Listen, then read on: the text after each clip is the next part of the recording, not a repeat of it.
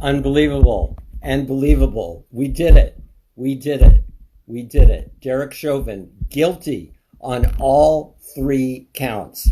Voluntary manslaughter, 3rd-degree murder, and 2nd-degree murder. I predicted this. I am delighted. There should be celebration. We actually convicted a cop of doing one of the most despicable things that a cop has ever been witnessed doing, perhaps who has ever done, period.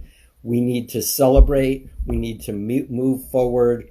We need to trust in the inherent goodness and decency of man. The jurors did the right thing. I had the sense that because they came back so quickly, this was going to be a very strong conviction verdict, and indeed it was. The defense is going to appeal, but don't worry about the appeal. Don't worry about the appeal.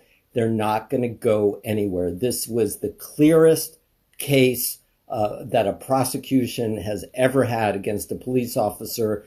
The police chief was massively important in resolving any doubt that any of the pro-cop jurors might have about, oh gosh, I don't want to make cops uncomfortable that they might get sued if they do something to protect the community. Derek Chauvin was not protecting the community. Derek Chauvin was not being a cop in any way that he was trained to be. This is a huge exhale that we can all have. And now let's move forward and let's make sure that there are no other frickin' cops like Derek Chauvin who are allowed to remain employed by any police department in the country. He's already cost them, I think it was, $27 million? Money that could go to many other things was going to the George Floyd family, which is appropriate. But cops have to understand, and police departments have to understand, that things have changed. The fact that you're a police officer does not allow you to do whatever you want to do. Oh, he was resisting arrest. Yes, he was resisting arrest, in my opinion. Oh, he was big and he was tall and he was strong. Yes, fine. But you cannot be sadistic. You cannot use excessive force. And until police departments start focusing in on emotional intelligence and choosing police officers that are fit to work with the community, not to demonize the community, whether they're black, white, brown, Native American, whatever, right? That is going to come back and bite them in the ass. This is a huge moment. This is not just about Derek Chauvin. I mean, the prosecution said this is not the state of Minnesota against the police. They said this is the state of Minnesota against Derek Chauvin, but they were wrong. They said that for the purpose of closing argument for the jury, which is great. They needed to say that.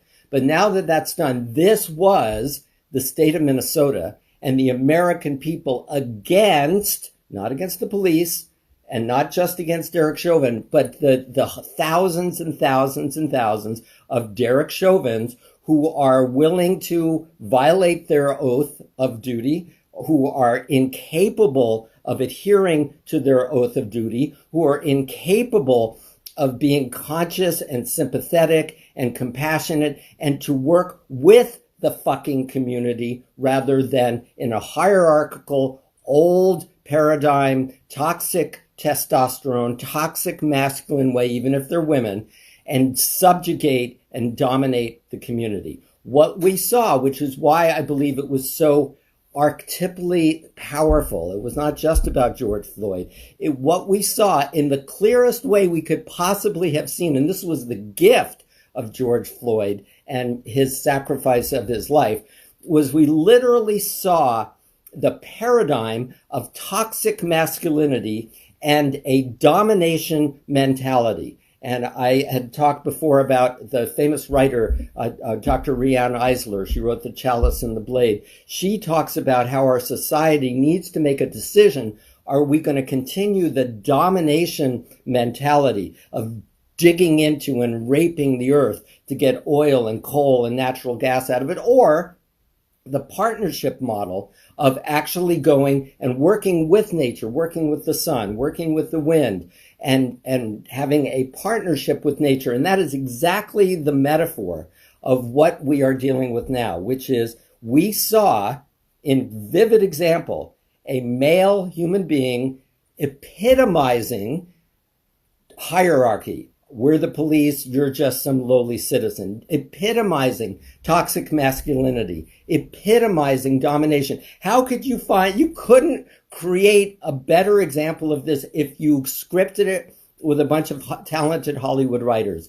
Literally having this cop in arrogant indifference, literally physically dominating another human being, right? Not to mention a black male, right? So that is the epitome of the old paradigm, where cops are seen and given permission to be representatives of that old way of being, which is I'm the cop, you're the citizen, I'm the white man, you're the black man, I'm going to dominate the fuck out of you, and you can't do anything about it. Well, guess what? Guess what? This was way more than about George Floyd and way more than about Derek Chauvin. This, I believe, we should in fact celebrate as the beginning of a new opening where domination and toxic masculinity and the hierarchy of the police is no longer going to be allowed. And that jury, 12-0, right? I want you to understand, in order to get a verdict of acquittal or conviction, there has to be a unanimous jury. This was a unanimous jury on all three counts. All three counts. And when they did the second degree, it's like, that's the toughest one, and it was a guilty verdict. I just celebrated. I said, that's all three. Because if we got the second degree, I knew we would get third degree and the voluntary manslaughter. This man is going away, well, for about up to 40 years. So guilty on all three counts. Yes, Mary Alice, you guys should be celebrating. So I want us to remember this moment. It's like, where were you when such and such happened? This is not just about Derek Chauvin. This is about the end of a paradigm. This is about creating a new archetype. An archetype, as Dr. Riane Eisler said, about partnership. I know I'm repeating myself, but I want to make sure that we have this framing. My show that I do every day is called Redefining with Richard Greene. We have just frickin' redefined. We have just redefined not just policing in America, but our relationship between the police and the rest of America, including, of course, specifically people of color. But it applies to anybody. It applies to anybody. Now, having said that, I want to share something that I think is important. So many people die because they do not work on the other end of this equation. And some people might criticize me for this, and I don't care. There are two sides of a relationship of partnership, right? You can't have the husband, okay, the husband's going to be well behaved, but the wife now is going to be going crazy and violent and threatening, or vice versa. It has to be both if you're going to work in a spirit of partnership. It has to be the Israelis and the Palestinians. It has to be the police and the community. And so hopefully we can begin, as a result of this verdict, to see that there is a changing of times and to start to educate the people in the community, especially young black men who are legitimately scared shitless of the police. And when the police come and stop them and are being monstrous or even not being monstrous, they freak out and they do things that make it more likely that those police are going to feel afraid, they're going to get excited, the adrenaline's going to run, and they're going to do bad things. So I believe that we need to talk about both. Let's end the domination of police, of the citizens. Let's create a spirit of partnership, right? Not top down, but as a community. Let's also stop, or at least begin the process of stopping to demonize and create the hierarchy from the bottom up. In other words, if you look up at a policeman and you think of him in a horrible way as this big giant monster who's different than you, who's bigger than you, who is destined to dominate you, and you react accordingly, that is not continuing the progress that we just made today. That is not creating a new paradigm. So I would like, and this is something we have to talk about for a long time, I would like for there to be, when I was a kid, we all had nuclear bomb drills. And we would literally go under, some of you who are my age or older know this, we would literally go under our wood desks as if that was going to protect us from a nuclear bomb or the nuclear fallout, right? And so now today we have active shooter drills. I am going to be speaking, and I just made this decision yesterday, to speak to someone that I know fairly well through his wife, Ricky Kleeman, and that's Police Chief Bratton. And I'm going to talk to him and some other law enforcement people about encouraging police departments to work with schools to create not only active shooter drills, but active police engagement drills. In other words, what should the police do? How do they get to better know the neighborhood so they can work more in partnership with the neighborhood and, in fact, hopefully be from that neighborhood? I mean, neighborhood community policing. But also, on the other end, how do we teach especially young black men who for a long time have been traumatized by and scared to death by these police who have misused their hierarchical authority, right? So this is the window. This on 420 Day, on the day we celebrate marijuana, and I had a guest earlier on, Bruce Margolin, who is the top marijuana defense lawyer in the history of the United States for 53 years. How do we go beyond this old paradigm? He says that marijuana is a sacred herb because it allows you to dissolve your ego and become more in harmony. Like, hey, bro, how you doing? And you're more huggy, you're more warm, you're more friendly, you're more community-based, you're not separated in your own individual ego. He compared it to the work of Shiva, the Lord Shiva. Anyway, so on this 420 Day, that we're going to be able to do both things, both end the hierarchy, end the domination of police. This verdict was an incredible doorway for that on 420.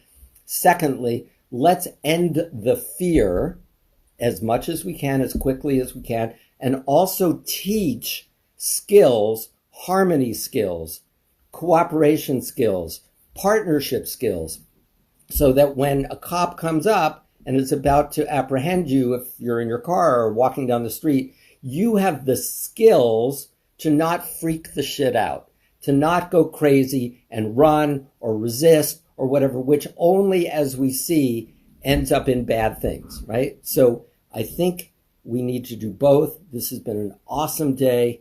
Dana, thank you. This is the beginning for the changing the old ways and moving. I know I sound like an old hippie. For what it's worth, yes. A lot of us here on this page are old hippies. I'll own that, right? And now my hair is getting to the point. I've got it pulled back, but I feel like I felt in the 70s. Jennifer says, amen. This is an acknowledgement that the current policing system is broken. No denying that it has to be dismantled and rebuilt to actually protect and serve its intended. Jennifer, I want to push back a little bit on that. I don't believe that the entire policing system is broken. For example, the chief of police in Hennepin County, you saw him. I think he is a new evolution. He is redefining policing in Hennepin County, in the city of Minneapolis. And I think that there are really good police chiefs. There are really good police departments, right? I do not believe that all police are bad. I do not believe all police are like Derek Chauvin. I believe that very few. But even if it's 1% and you have, I don't know how many hundreds of thousands of police, that is prescription for disaster. So I think what we're doing is we're redefining what it means to be a policeman. What it means to be a policeman is to not do what Derek Chauvin did, right? We now have an example of the complete polar opposite, right? So now we get to see, well, what's the opposite of Derek Chauvin? What would that behavior have been? He comes in, even though George Floyd was fighting, he didn't want to get in the car, he was resisting. How do you handle that situation? So this is a teachable moment. George Floyd saved and will save thousands, I believe, of lives and very horrible exchanges between citizens and police because of his death, because of Derek Chauvin going way, way, way too far in public, showing America and the world what not to do, the old paradigm, and setting the table for a redefinition of our relationship as community members to the policeman's relationship as community members also with their people that they have taken an oath to serve. And I want to thank everybody on Hamilton Electors for all the great thoughts and prayers and keeping the pressure on everybody to not allow this thing to go away. And so, we've had a huge change in this country by 43,000 votes because people helped to get people out to vote who might not otherwise have voted. By 43,000 votes in 3 states, we have redefined what it means to be president of the United States, from that old guy, the orange guy, I forgot his name, to a guy who is a real president, who is a real leader, who is a real human being, and that is, of course, Joe Biden. So we've done that, and now look, just a few months after the inauguration, a few months after the assault on the Capitol, look what we're doing. This is awesome. Let us celebrate.